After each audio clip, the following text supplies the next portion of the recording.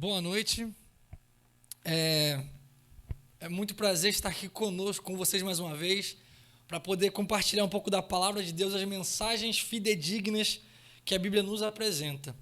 Queria primeiro dar um alô aqui para algumas pessoas, para a Marilda Pires, que está aqui, ouviu uma música, falou amém.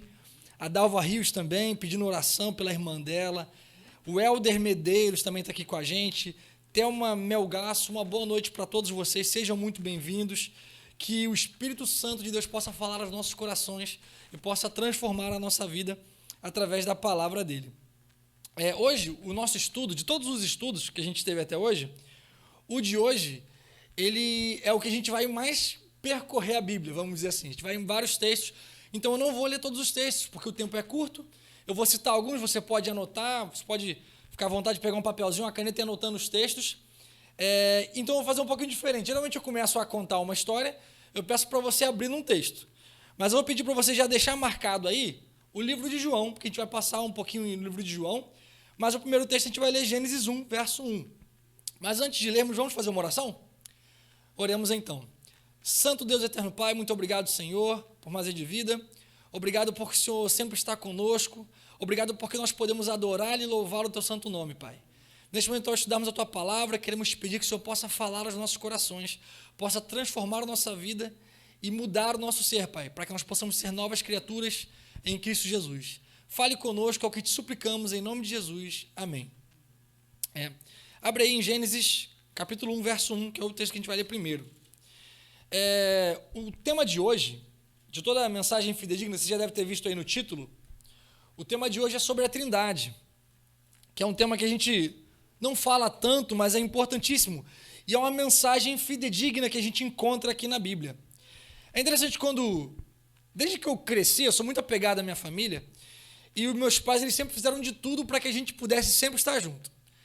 Sempre, todo almoço, a gente tinha que se reunir na mesa, solta tudo, é só a família sentada na mesa e comer junto. Todo almoço é assim, desliga a TV, desliga tudo, vai todo mundo para a mesa de jantar, para a sala de jantar e come todo mundo junto. A gente sempre teve esses momentos, eu lembro quando eu era criança, algumas vezes lá em Angra dos Reis, faltava luz. E quando faltava luz era um momento muito gostoso, porque a gente se reunia em família, não tinha tanta coisa para fazer. Meus pais começavam a contar histórias, às vezes a gente jogava um dominó, jogava alguma coisa ali para se divertir, um uno, e ficava ali brincando, conversando. Mas era interessante porque quando eu era adolescente, eu era criança, eu não dava muito valor para esses momentos em família. Tanto que quando eu tinha uns 15 anos eu já queria morar sozinho, e obviamente a minha mãe não deixava, né? Eu era muito novo ainda. Mas assim que eu me formei do ensino médio, eu fui morar sozinho. Comecei a comportar, fui saindo e tudo mais. E hoje, depois que eu comecei a morar sozinho, depois que eu passei a não morar mais com meus pais, eles moravam perto ainda, mas hoje que eu estou longe, toda vez que eu fiquei longe, eu senti falta da presença deles. Eu senti falta daqueles que me criaram, né?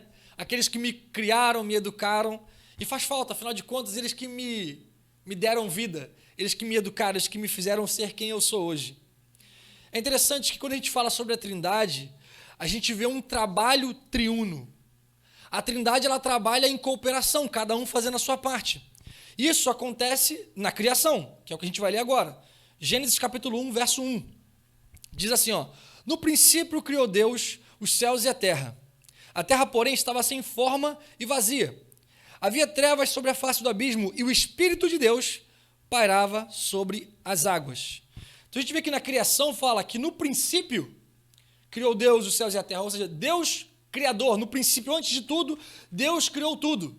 Mas fala que o Espírito de Deus pairava sobre as águas. Ele estava ali no momento da criação, participando da criação, no princípio de tudo.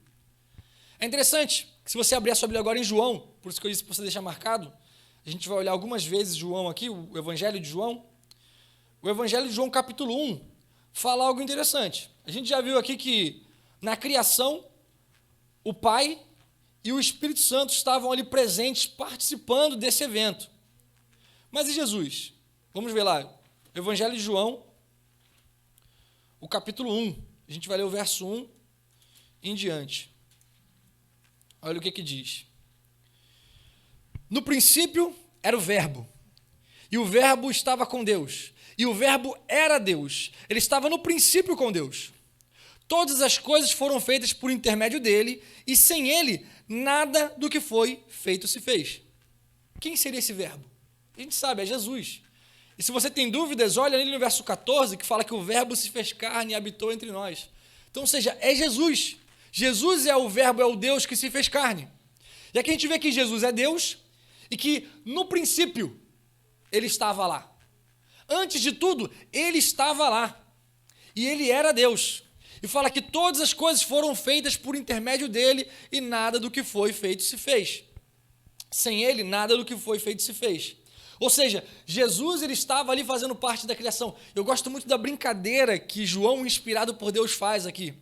Porque a palavra em grego utilizada para verbo, ela poderia ser traduzida, e na minha opinião é melhor traduzida como palavra justamente. Só que é uma palavra que não é uma palavra qualquer, é uma palavra, sabe, intensa. E aí decidiram traduzir como verbo, mas poderia ser traduzido como palavra. E é interessante que se você olhar em Salmos, capítulo 33, verso 9, e como você vê em todos os Gênesis, capítulo 1, tudo foi criado pela palavra de Deus. E aqui João brinca com isso, ele fala, no princípio era a palavra, e a palavra estava com Deus, e a palavra era Deus, e por meio da palavra tudo se fez. E ele começa a falar, ele está dizendo que a palavra é Jesus. A palavra que criou tudo ali com Deus é Jesus. Então ele está colocando Jesus como Deus e como Criador também. Então, a gente observa que a Trindade trabalha de uma forma cooperativa para criar o nosso planeta, para criar a nossa realidade, para criar cada um de nós. É interessante que a salvação acontece da mesma forma. A gente não para pensar muito nesses detalhes, né? Por exemplo, fala salvação. Salvação a gente pensa, Jesus. Jesus é a salvação. Realmente, ele é a salvação. Ele é o ponto principal, ele é a chave da salvação, mas toda a Trindade participou disso. É interessante que no processo salvífico, o processo de salvação do ser humano começa através do Espírito Santo. Porque o Espírito Santo, como diz ali no Evangelho de João, capítulo 16, verso 8, ele convence do pecado. Então, antes que eu aceite a Jesus, primeiro o Espírito Santo me convence de que eu sou pecador. Ele fala ao meu coração, ele fala ao seu coração, me convence do pecado, e aí eu sinto a necessidade de um Salvador. E aí eu encontro Jesus, que é, como eu disse, a chave da salvação. Ele é o que intercede por nós. Como diz ele em 1 João, capítulo 2, verso 1, que, meus filhinhos, digo isso para que não pequeis, mas se todavia pecares, temos um advogado junto ao Pai, Jesus Cristo. Ele é o nosso intercessor no processo de salvação. Como que ele intercede? Ele morreu no nosso lugar. Após o pecado, eu e você precisávamos morrer. Mas Jesus falou, se é a morte que precisa, então eu morro no seu lugar, como a gente viu na semana passada. E onde entra Deus o Pai nesse processo de salvação? Pai é o Deus perdoador. Quando Cristo se apresenta como sacrifício, Deus olha e fala, eu perdoo os pecados, eu esqueço dos seus pecados, eu jogo no fundo do mar. Isso você pode ver ali em Salmos, pode ver em Miqueias, capítulo 7, verso 18 e 19. Então, no processo de salvação, toda a Trindade faz parte. É interessante que na Bíblia não há a palavra Trindade, mas como a gente pode ver aqui, através desses textos bíblicos, e de tudo isso nesse processo de salvação, de criação, há um Deus triuno. São três pessoas coeternas, um único Deus, três pessoas coeternas. É difícil de entender, eu confesso. Mas se fosse fácil, seria estranho, né? Imagine eu, como criatura, compreender o meu Criador. Não faz sentido. Se eu, como criatura, pudesse compreender ele plenamente, imagine que você tem um peixinho. Você consegue compreender o seu peixe. Você consegue compreender a complexidade de um peixe, porque ele é mais simples. Mas um peixe não consegue compreender a sua complexidade. Por quê? Você é muito mais complexo do que ele. Ele mal consegue se compreender, e assim é com a gente. A gente não consegue compreender Deus porque nós somos muito menores, nós somos pequeninos, nós somos minúsculos perto de Deus. Como compreender Ele? Essa unidade de três pessoas coeternas. Mas eu costumo dar um exemplo que ajuda um pouco a entender, pelo menos me ajuda bastante, eu espero que ajude você também. Esse é um exemplo, para ele ser perfeito a gente precisava de três, mas esse é um exemplo com dois. Mas é só para você entender o conceito. Eu acho interessante que às vezes eu penso que se não houvesse um espelho, uma forma de eu me ver, de eu ver o meu rosto como ele é, eu não saberia que eu tenho dois olhos. Porque são dois olhos distintos. Eu tenho um olho aqui e um outro olho aqui. Mas a minha visão, ela é tão unificada, ela é tão perfeita, eu não vejo, eu tenho um nariz que separa os meus dois olhos, mas eu não consigo vê-lo. Não há divisão na minha visão, eu vejo tudo, eu vejo uma coisa só. Sabe? Então são dois olhos, mas a visão é uma. Eu enxergo uma coisa plena. Eu acho que se o meu olho tivesse vida, ele não saberia distinguir um do outro. Se eu fecho um olho, eu vejo tudo. Se eu fecho o olho, eu vejo tudo. Eu não consigo distinguir. Por quê? Porque eles são como um, é uma visão. E a Trindade é exatamente isso, só que em vez de dois, são três. São três pessoas diferentes, três pessoas distintas, mas um só Deus. Porque é uma visão, é um propósito, sabe? É um pensamento, uma mentalidade, um propósito. Eles são três, mas são um Deus. É um só Deus. Eu gosto muito de ver, com relação à Trindade, a busca dessas três pessoas coeternas para estar junto de cada um de nós. Após a queda do homem, Deus chega para o seu povo, chega para Moisés e fala assim, ó, ali em Êxodo 25, verso 8, fala assim, ó, farão um santuário para mim, para que eu possa habitar no meio de vós. Eu quero estar perto de você. Eu quero estar colado com você, eu quero estar próximo de você. O pecado nos afastou de Deus, mas Deus falou assim, eu quero construir um santuário para que eu possa estar junto com você. Eu quero morar no meio de vocês. E foi isso que ele fez. Literalmente, o santuário ficava no meio de Israel. E Deus habitava no meio, no centro daquela nação. Após um tempo, na época ali do nascimento de Jesus, Deus se fez presente através da encarnação. O próprio Deus Filho, ele encarna, ele se transforma em humano, como fala ali em Tessalonicenses, ele se despiu. Ele não se importou o fato de ser Deus, e ele se desfez disso para poder vir aqui e se fazer homem. E aí é quando o Deus Filho se faz presente. E aí entra o nosso período, que é quando Jesus vai embora, ele fala, opa, vai vir outro Consolador. E aí vem o Espírito Santo. Jesus foi, mas agora nós temos o Espírito Santo, que não habita em templos, que não habita aqui corporeamente, mas ele habita dentro de cada um de nós, se nós o permitirmos. E aí eu quero abrir agora já espaço para poder falar desse Deus, que é o Espírito Santo. É o triuno esquecido, a pessoa da Trindade esquecida. Já que a gente está em João, passa um pouquinho aí, João 14, verso 16. Para a gente ver um pouquinho sobre essa pessoa da Trindade, o Espírito Santo, que é tão importante. Afinal de contas, hoje, quem está mais perto de nós, como pessoa da Trindade, é o Espírito Santo. Então é dele que a gente vai dar um foco maior. João 14, verso 16, diz assim, Jesus falando, e eu rogarei ao Pai, e ele vos dará outro Consolador, a fim de que esteja para sempre convosco. O Espírito da verdade, que o mundo não pode receber, porque não o vê, nem o conhece. Vós o conheceis, porque ele habita convosco e estará em vós. Agora o verso 25. Isto vos tenho dito, estando ainda convosco, mas o Consolador, o Espírito Santo, a quem o Pai enviará em meu nome, esse vos ensinará todas as coisas e vos fará lembrar de tudo o que vos tenho dito. Eu gosto muito do verso 16, porque Jesus fala assim, ó, ele vos dará outro Consolador. É interessante que quando você vai lendo esse texto por completo, e isso se repete ali no capítulo 16 de João, ele repete algumas coisas, acrescenta outras, Jesus fala assim, olha, eu estou indo, eu vou ficar com vocês por pouco tempo, e eu vou embora. Mas aqui ele fala, eu vos enviarei outro Consolador. É interessante essa palavra outro, eu queria pedir para colocarem uns slides, aí já está. A palavra outro no grego, existem duas palavras para outro em grego.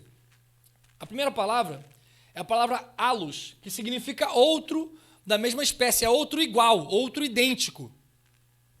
E existe uma outra palavra que é a palavra héteros, que significa outro de espécie diferente, é um semelhante. É interessante que a palavra héteros, até utilizada hoje, a gente usa muito, é usada em português quando a gente fala que a pessoa é heterossexual. Ou seja, ele sente atração por uma outra pessoa que é semelhante a ele. Não é igual, porque é do sexo feminino, é semelhante. Agora, halos não, seria alguém igual, seria alguém idêntico. Se for nesse exemplo, seria que aí seria a casa da homossexualidade, porque seria alguém igual. Vou dar um exemplo, pode passar o slide. Tem um exemplo bem interessante que tem aqui. Pode passar? De duas canetas. Imagine duas canetas. Dois exemplos de canetas aqui. E aqui, chegou. Héteros seria como se fosse isso. Eu vou te emprestar, eu tenho uma caneta, e você precisa de uma caneta. Aí você pergunta, se tem uma outra caneta, eu falo, tem uma outra caneta. Se eu utilizasse em grego a palavra héteros, eu te daria uma caneta qualquer. É uma caneta também. Não é uma caneta que você precisa, uma outra caneta? Então toma uma caneta. Pode ser vermelha, azul, preta, não importa, uma caneta. Agora, se eu utilizo a palavra halos, eu estou falando, eu quero uma caneta igual. Se a minha caneta é azul, eu quero uma caneta azul. Se ela é vermelha, uma caneta vermelha. Uma caneta igual. E quando Jesus fala, ele vos dará outro consolador, ele utiliza justamente a palavra halos. Que é a palavra que quer dizer um outro igual a mim. Eu estou indo embora, mas está vindo alguém que é igual a mim. E quando Jesus fala que é outro igual a ele, significa que o Espírito Santo é uma pessoa. O Espírito Santo não é uma força, não é um poder. O Espírito Santo é uma pessoa, é a terceira pessoa da Trindade. E um outro ponto é que se Jesus é Deus, como a gente viu em João capítulo 1, que fala que o verbo era Deus, e se Jesus é Deus e o Espírito Santo é um igual a ele, então o Espírito Santo é Deus. Existem alguns atributos divinos, eu não sei se tem mais algum slide, porque eu fiz umas duas versões, tem mais algum ou não? Pode passar então? Existem alguns atributos divinos. Deus, ele é onisciente, onipotente, eterno, imutável, ele é bondoso, ele é amoroso, ele é onipresente, ele é criador. A gente já viu que o Espírito Santo é criador. A gente já viu que o Espírito Santo, ele é eterno, afinal de contas, no princípio, ele estava lá. Mas onisciente, onipresente, onipotente, pode passar. O Espírito Santo, se você for olhar em 1 Coríntios capítulo 2, verso 10 a 11, pode até anotar que a gente não vai olhar hoje, muitos textos, você vê a onisciência do Espírito Santo. Se você olhar em Romanos capítulo 15, verso 19, você vai ver a onipotência do Espírito Santo. E se você olhar em Salmos 139, verso 7, você vê a onipresença de Deus, que é quando Davi fala assim, para onde fugirei do teu Espírito? Porque o Espírito Santo é onipresente. E é interessante porque o Espírito Santo não pode ser blasfemado. O pecado contra o Espírito Santo, a blasfêmia contra o Espírito Santo, é a única coisa que não pode ser perdoada. A gente vai falar sobre isso depois. E aí a gente entra mais no lado do trabalho do Espírito Santo. Que trabalho que o Espírito Santo faz? Para a gente entender a importância dele. A gente já viu que na Trindade, o Espírito Santo fez parte da salvação.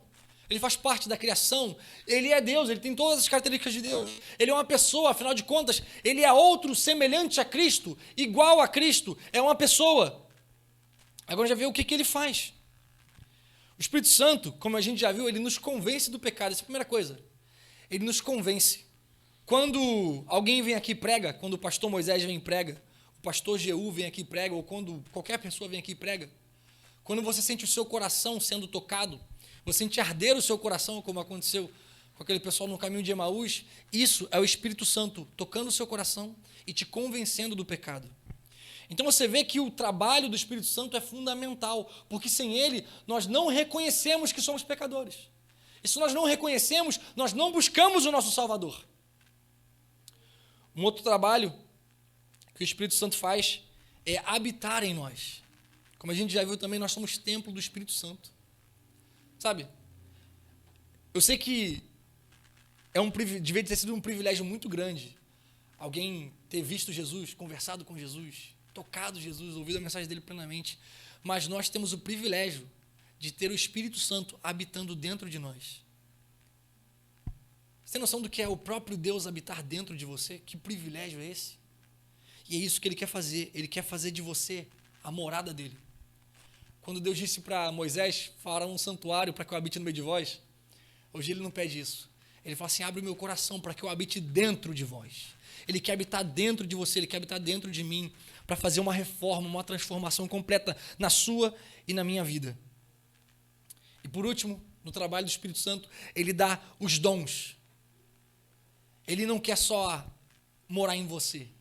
Ele não quer só convencer você da sua real condição. Ele quer que você ajude para que outros reconheçam essa condição e que ele possa habitar nele também, para que ele também possa ser salvo. E para isso ele quer usar você e ele quer usar a mim. Como diz ali em 1 Coríntios capítulo 12, verso 4 em diante, ele fala dos dons, e ele fala que ele distribui os dons conforme ele acha necessário. E ele dá um dom para você, ele deu dons para você, ele deu dons para mim, ele deu dom para cada um de nós, para que nós pudéssemos levar essa mensagem a outras pessoas. E aí entra o batismo do Espírito Santo. Muitas pessoas falam que o batismo do Espírito Santo é falar em línguas, é uma manifestação, e você roda, você sapateia, você faz um monte de coisa. Mas o que a Bíblia diz sobre isso? O que a Bíblia diz sobre o batismo do Espírito Santo? Vamos ali em Atos. É um texto um pouco comprido, mas a gente vai ler rapidinho. Atos, a gente vai ler o capítulo 1, só para contextualizar, para você entender o contexto. Atos capítulo 1, verso 8. Olha o que diz. Diz assim, ó, Jesus falando: mas recebereis poder ao descer sobre vós o Espírito Santo, e sereis o quê? Minhas testemunhas, tanto em Jerusalém, como em toda a Judéia, Samaria, e até os confins da terra. Então, ou seja, ele fala assim, vocês vão receber poder, para poder pregar para todo mundo. Samaria, Judéia, até os confins da terra. Para que todos possam conhecer. E aí entra o poder chegando até eles, que é o capítulo 2. Eu vou ler com você para que você não tenha dúvida. Atos capítulo 2, verso 1 em diante. Diz assim, ó.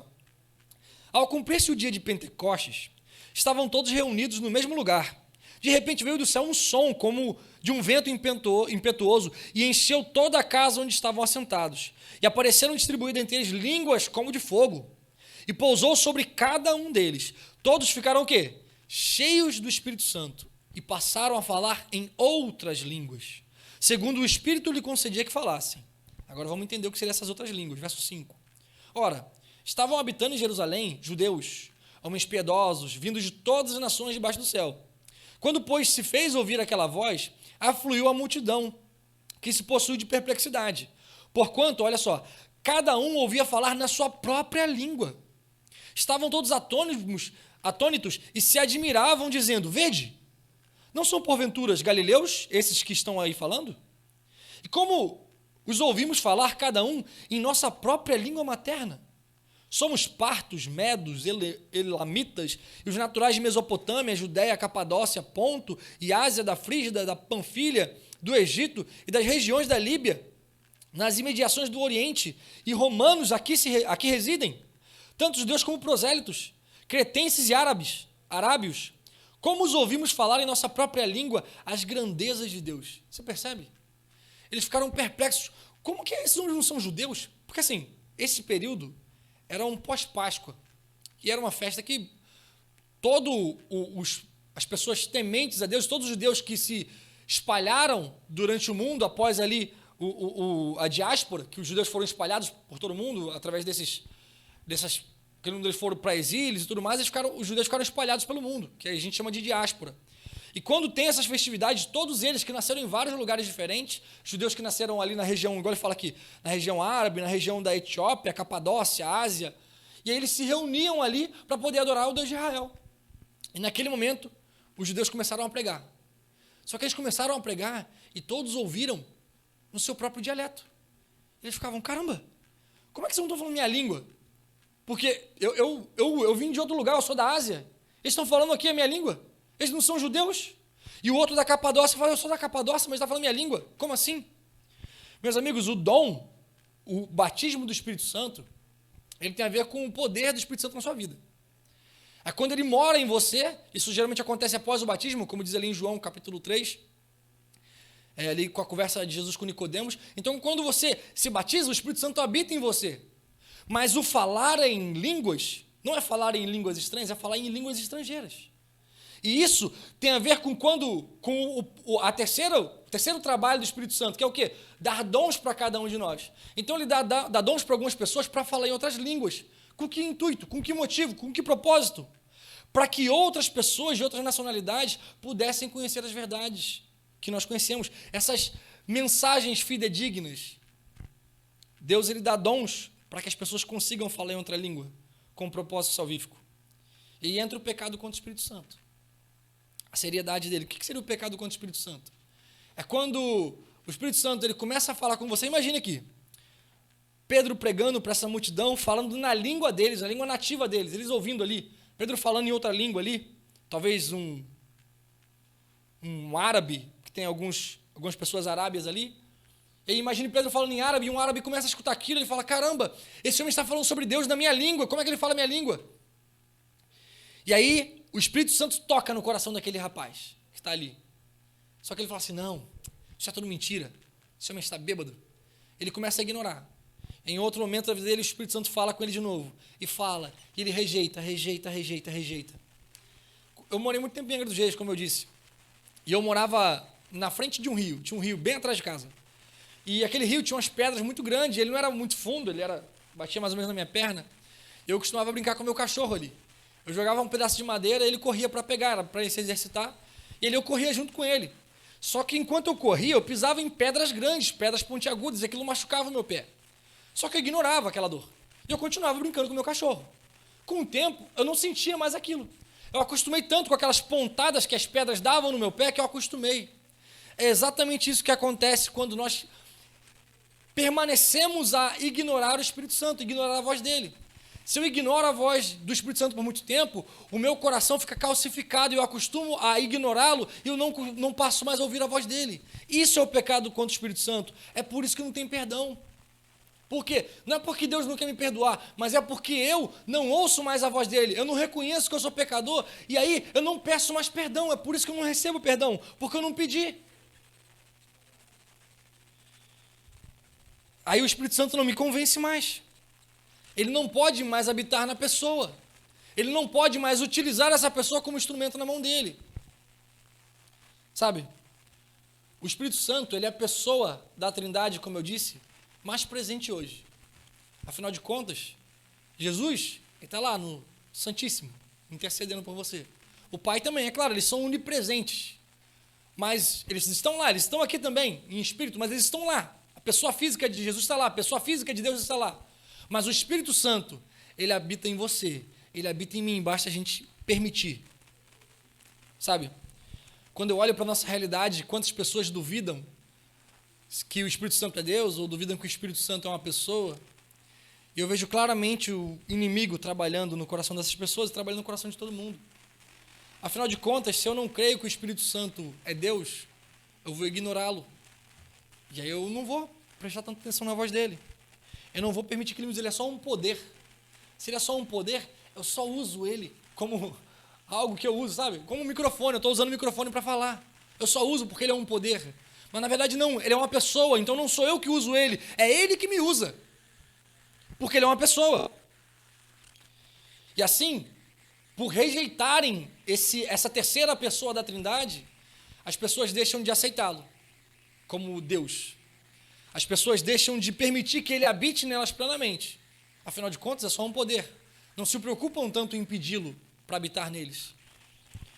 E deixam também de pregar a outros com poder, porque eles querem usar o Espírito Santo, não querem ser usados por ele. E aí o Espírito Santo não atua tão grandemente quanto poderia. E quando isso acontece, muitas pessoas se perdem. Tanto aquele que não permitiu, como aquele que deixou de ouvir a mensagem com o poder que ele poderia pregar. E eu percebo que esse Deus triuno esquecido, ele é o Deus que quer habitar em cada um de nós. A gente esquece dele, mas ainda assim ele quer morar em cada um de nós. Sabe, me lembra muito aquilo que eu comentei no início.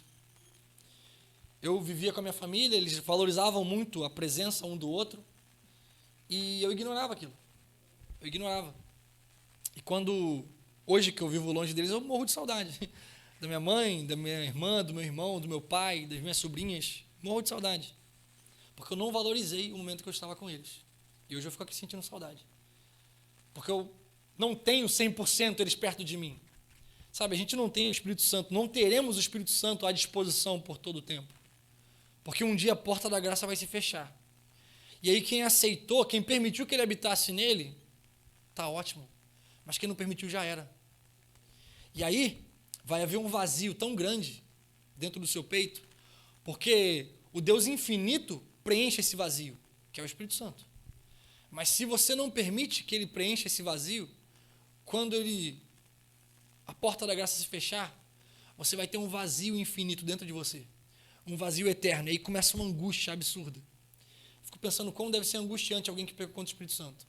A pessoa que não tem esperança, ela não deve ter paz. Ela se contenta com as suas atitudes ruins, não quer mudar e permanece assim e sente um vazio tremendo. Eu não sei como é que está a sua vida, não sei se você crê no Espírito Santo, se você crê na Trindade, se você crê em Jesus, em Deus, eu não sei. Mas o meu apelo para você hoje é que você permita que toda essa Trindade atue nesse processo de salvação. Que você ouça a voz do Espírito Santo te convencendo do pecado. Que você aceite o sacrifício de Jesus na sua vida, te dando salvação. E assim, o Pai, o nosso Pai, Deus o Pai, vai perdoar você. E eles vão transformar a sua vida por completo.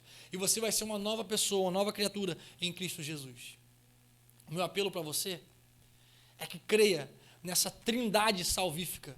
Essas três pessoas coeternas que trabalharam e trabalham para poder habitar, para poder estar perto de você, para poder salvar você, para poder transformar a sua vida, para que um dia você possa viver eternamente junto com essas três pessoas coeternas, esse único Deus. Nesse momento, vai ter um louvor, uma música. Enquanto ela canta, ela louva a Deus, eu peço que você não só ouça essa música, mas que você ore a Deus. Fale, Senhor, quão grandioso é o teu poder, quão maravilhoso é a tua trindade, Pai. E como eu sei que essa trindade trabalha para a minha salvação, eu quero aceitar essa salvação. Eu quero aceitar esse Deus triuno, esse Deus que morreu na cruz para me salvar, esse Deus que fala ao meu coração. Eu quero aceitar esse apelo e assim permitir que Ele transforme a minha vida para um dia viver ao lado desse Deus triuno. Ore a Deus enquanto ela canta e depois eu vou orar por você.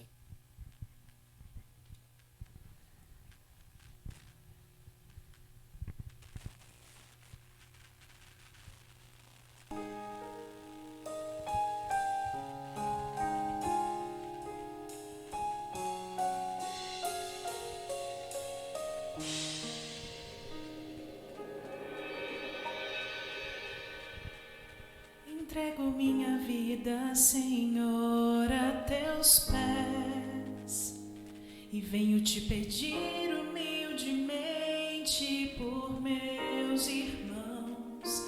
Saúde, planos, bens eu consagro a ti. Que eu ore como Cristo orou, receba os teus dons pela fé e perceba que isto é um milagre, Senhor. Me ajuda a ver e crer nos teus milagres. É um milagre de amor.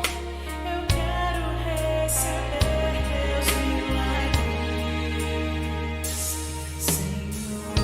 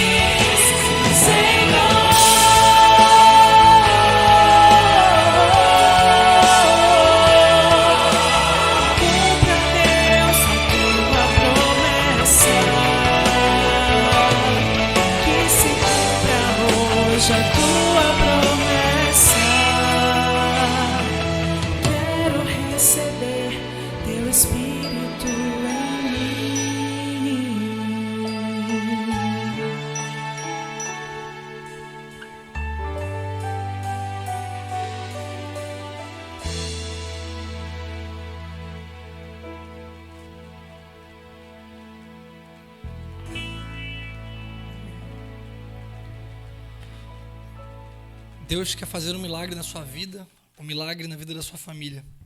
Eu estava olhando aqui alguns comentários, eu vi alguns pedidos pela família. O Helder pediu para sua irmã, alguns parentes, para que pudessem se converter. A Dalva Rios pediu também pelo Tiago. A outra Dalva também pediu pelo Felipe, a Dalva Leal pediu pelo Felipe, que era um xará meu. A Salete também pediu para algumas pessoas. Sabe, eu acredito em milagres.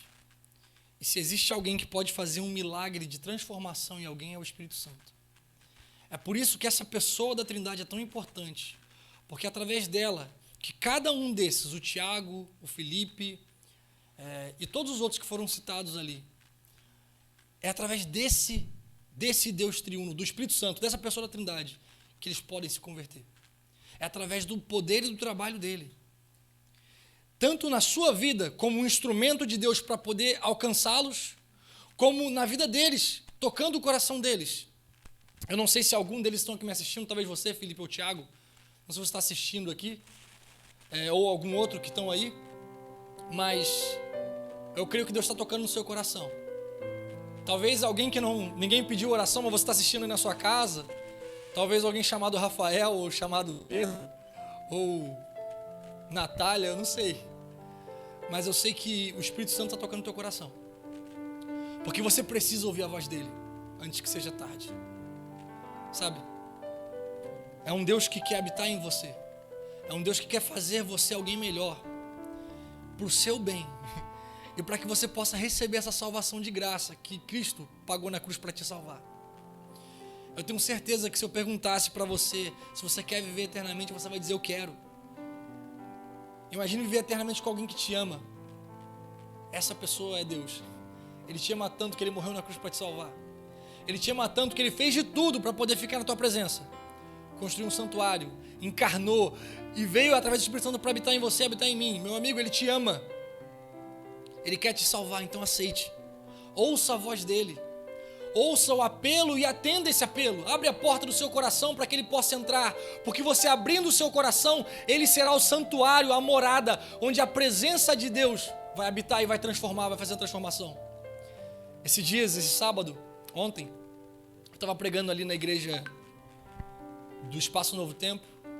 E tocou uma música, eu não lembro a música 100%, mas eu lembro de uma frase que eu nunca tinha reparado, a música muito conhecida.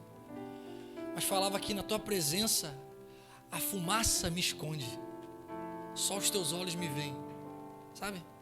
Aquela música bem conhecida. E é exatamente isso. Quando a gente está na presença de Deus, a fumaça do Shekinah da presença de Deus esconde a gente. O meu eu é jogado lá no chão. O meu orgulho, a minha vaidade, a minha prepotência, o meu pecado é tudo diminuído. E o Espírito Santo de Deus habita em nós de uma maneira que os frutos do Espírito Santo ocorrem na nossa vida. Amor, bondade, longanimidade, paciência, domínio próprio, temperança. Meu amigo, eu tenho certeza que você quer ter tudo isso. Porque muitas vezes tem algo que você sabe que te faz mal, mas você não tem domínio próprio para poder conseguir controlar isso. Muitas vezes você não tem temperança no alimentar e você come coisas que te fazem mal e você come tanto que você fica empanturrado. E é esse Espírito que pode mudar o seu ser. É esse Espírito que pode te ajudar a ser alguém melhor. E é esse Deus triuno, junto, unidos, que podem te dar a salvação. Então aceite esse Deus. Abra o coração para Ele. Ele vai transformar a sua vida. Vamos orar então? Oremos. Pai querido, grandioso Deus, nós te louvamos porque o Senhor nos ama de uma maneira que nós não conseguimos explicar. De uma tal maneira que deu o seu Filho unigênito para que todo que nele crê não pereça, mas tenha vida eterna. De uma tal maneira que ainda cada um de nós escolhendo o mal, escolhendo o pecado, o Senhor nos perdoa e lança o nosso pecado nas profundezas do mar e esquece quando nós pedimos perdão, Pai. Que nos ama tanto a ponto de querer habitar dentro de nós, querer fazer morada em nosso ser, esse corpo podre, pecaminoso, o Senhor quer morar aqui dentro, quer lavar, quer purificar, quer transformar essa morada suja e quer transformá-la em uma morada própria, uma morada digna. Senhor, transforma o nosso ser, habita em nós e usa-nos, Senhor, como instrumento em Tuas mãos, para tocar o coração do Felipe, para que o seu Santo Espírito toque o coração do Felipe através de nós, para que o seu Santo Espírito toque o coração do Tiago através de nós, e para que o seu Santo Espírito toque o coração de cada uma dessas pessoas citadas aqui no pedido de oração, Pai. Que o seu Santo Espírito possa ir a cada uma delas, onde elas estiverem, Pai, tocando nelas, que elas possam sentir o desejo de buscar a Ti, que elas possam sentir um desejo que elas não sabem de onde vem, de buscar o Seu poder, ó Pai, de buscar a Tua presença, e que elas possam encontrar em cada um desses que estão fazendo pedido, Pai. Mas para isso nós precisamos do Santo Espírito, precisamos do poder, precisamos dessa pessoa poderosa habitando dentro de nós, Pai. Por favor, nos batiza com Teu Santo Espírito, para sermos usados em Tuas mãos. É o que te pedimos por Jesus. Amém.